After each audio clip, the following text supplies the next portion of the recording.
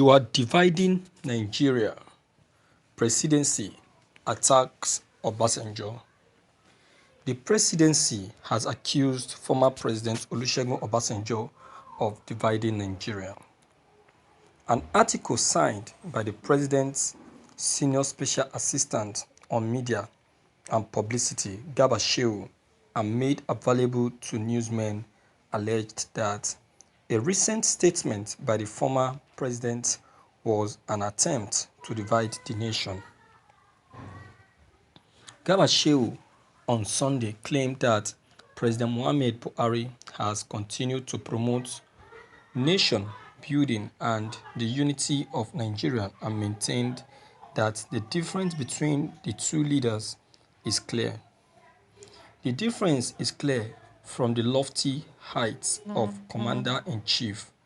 General Obasanjo has descended to the lowly level of Divider-in-Chief to adapt the coinage of time. Before responding further to the unfair attacks on President Buhari and his administration by the former president, it is important that we categorically state that, contrary to the assertion by a few analysts, the recent speech in which President Buhari advised West African presidents against tenure elongation beyond constitutional limits has been consistent with his long-held views on the need to adhere to the rule of law. Even though he tried it and failed, the recent uptick in the number of such leaders proposing to do or actually carrying on in office beyond term limits is sufficient to cause concern among Democrats in the sub-region, giving it prospect of destabilizing the state and the region. President Buhari's advocacy is consistent with his principles and in line with the current policies of his administration and indeed that of the ECOWAS Charter, which is that term limit must be respected and that the change of government is only permissible through the ballot box.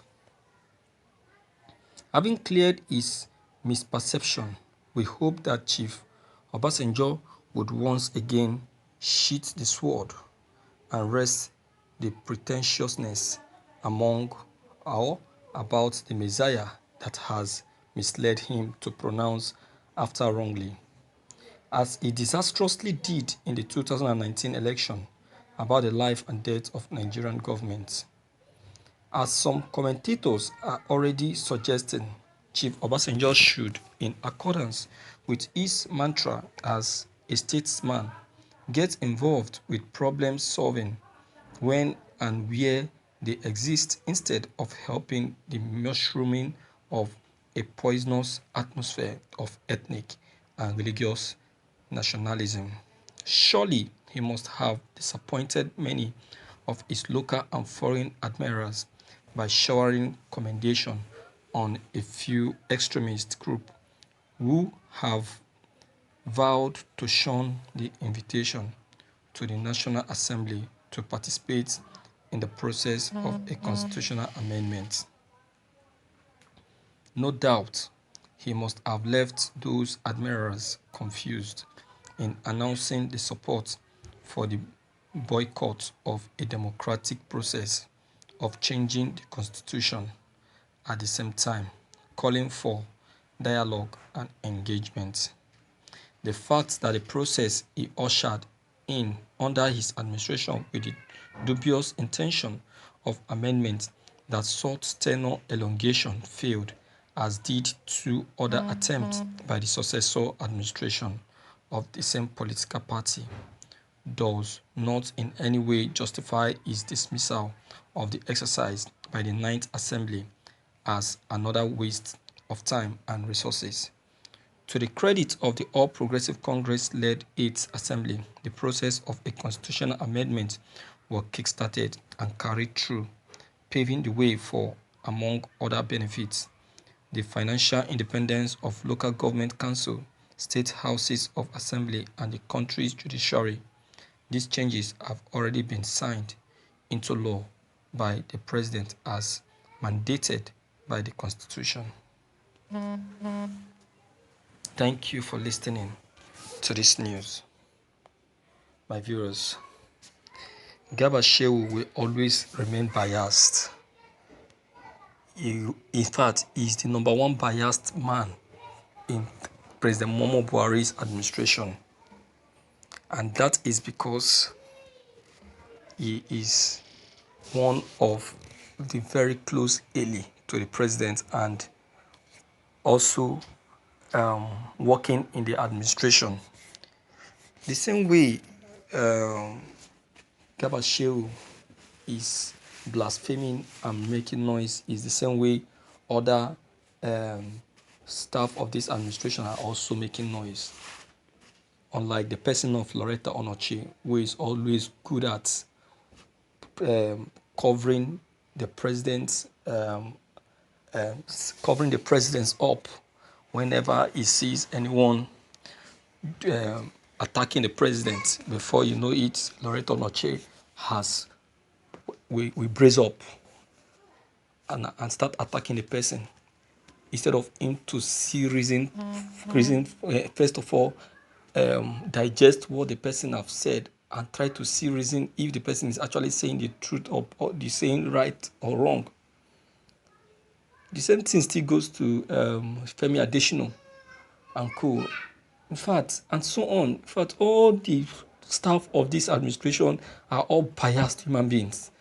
See, they didn't know that they are doing themselves a lot of harm by covering the president up. There is nothing the president is going to do to any of them if they try to speak the truth.